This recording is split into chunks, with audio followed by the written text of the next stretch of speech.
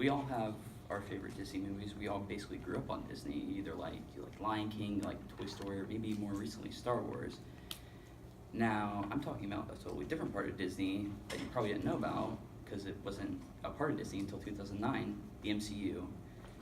The MCU currently consists of 21 movies with 11 different storylines going at once, all interconnected to create just a gigantic story with many plots, yada yada yada. Overall, the MCU has made about $18.62 billion at the box office. And if you average that out a little bit, it equates to $846 million per movie worldwide. All the movies normally clock in around 2-ish hours, maybe a little more, a little less, or maybe some a lot more. All these movies have at least $100 million in budget, and they have big stars, and love from many different other franchises, or you could just say they're known as blockbuster movies.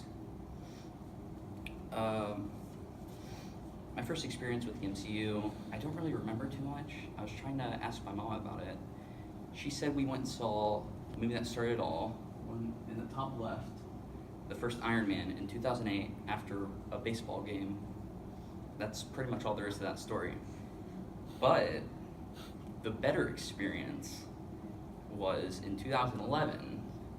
It's a summer, people like to go see movies, but why go inside an air-conditioned building when you can go outside at night and watch the movies at the drive-in? Normally at the drive-in there's 2 movies playing. Well, one of the movies was Thor, and the other movie was the infamous Kung Fu Panda 2. Now, you can probably guess which movie played first. It was Kung Fu Panda 2. And I was awake for every second of that movie. I was probably loving it, even though I was 10, maybe getting a little bit too old for movies like that.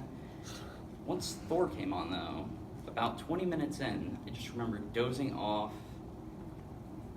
and then that was it. I guess you could say it was boring. It is a little boring, but after a few more watches, it's not as boring. Now I'm going to talk about my favorite experience, which is with Infinity War. And I was so excited for this movie. It came out this time last year. I remember I'd be sitting there in study hall, third period. Trailers normally come out at about 9 p.m. Third period starts around that time. And I would sit there in my seat, earbuds in, watching the trailer. I would just have the biggest smile on my face. Everyone probably looked at me, thought I was a weirdo. I don't really care. For this movie, I bought the most expensive tickets I could get so I could see it a day early and get a special coin and a large popcorn. Now, those tickets were $20. I don't know if that equates evenly, but it doesn't really matter. Tell I love the movie because I bought that. I don't want to disclose the price.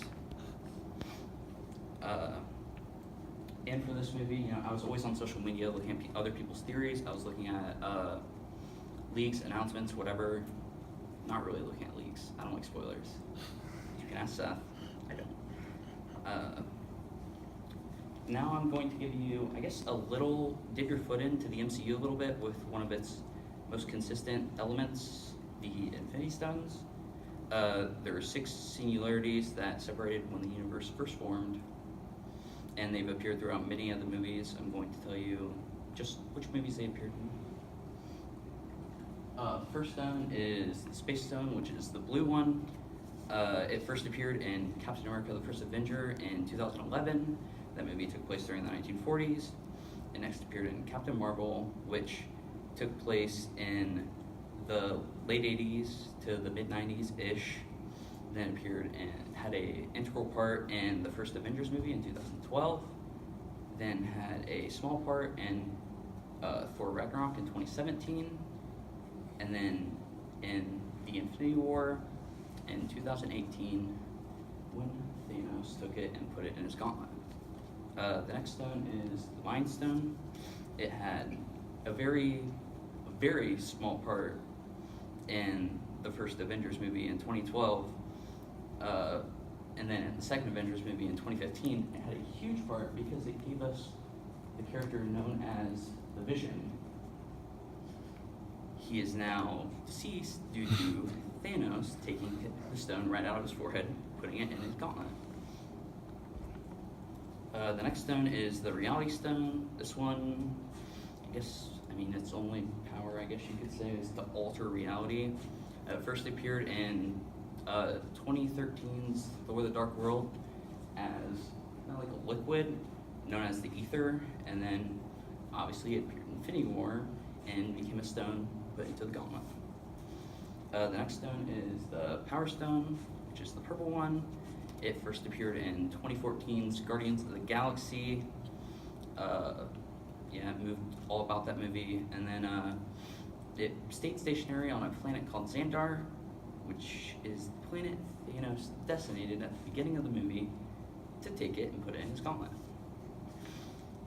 Next stone is the Time Stone, which first appeared in 2016's Doctor Strange. Inside, he wore it on a necklace that was called the Eye of Agamotto, which that's like the centerpiece of the necklace. And then in Infinity War, he sacrificed the stone to save a main character's life. And then now the Soul Stone. This stone's the weirdest one because it only appeared in Infinity War. We don't know that much about it. We know it was just on a planet called Vormir, and that's pretty much it for that. Once he gathered up all the stones, he did his big old snap, and then boom. Half of all living things gone.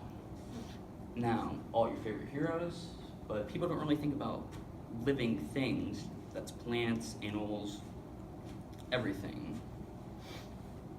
And then you might think, what now? Well, that's where Avengers Endgame comes in. This movie releases on Friday. We don't really know that much about it. Our characters are going to have to figure out a way to either reverse the snap or, we just don't really know. There's the main 6 Avengers. Their storylines are supposed to end. This movie is supposed to be the last of the current timeline for, now it's being dubbed the Infinity Saga, which is the first 22 movies from 2008 to 2019. Now the future of the Marvel Universe. They have a few movies slated for afterwards. They're in July. There's Spider-Man: Far From Home, and then there's rumored, it hasn't been confirmed directly by Disney or Marvel. There's going to be a Black Widow movie. There's going to be a sequel to Doctor Strange. There's going to be a sequel to Black Panther. Then earlier this year, or last month in March, the Fox deal occurred, which will bring characters like the X-Men and the Fantastic Four over to the MCU, so now they can be integrated into all those big blockbuster movies. And then this November, Disney is releasing Disney Plus, which is their streaming service that is like Netflix. It'll have probably all the Marvel movies on it, shows that have to do with the universe, with certain characters. A few shows announced have to do with the characters, Vision, the Winter Soldier, Falcon, etc. Now, it's my little call to action. I think everyone should go see Endgame this weekend. Even if you don't go see it, it's probably going to become the highest grossing movie of all time, beating Avatar. Or you can wait and see it, just hide from spoilers, catch up on all the other movies. Remember, there's 21 of them, so it might take you a while. But I think it deserves a chance. None of the movies are bad. I'd say they're all at least good. You can make it through every single movie at least once. And I think it's time to say that we are officially in the end game now. Thank you.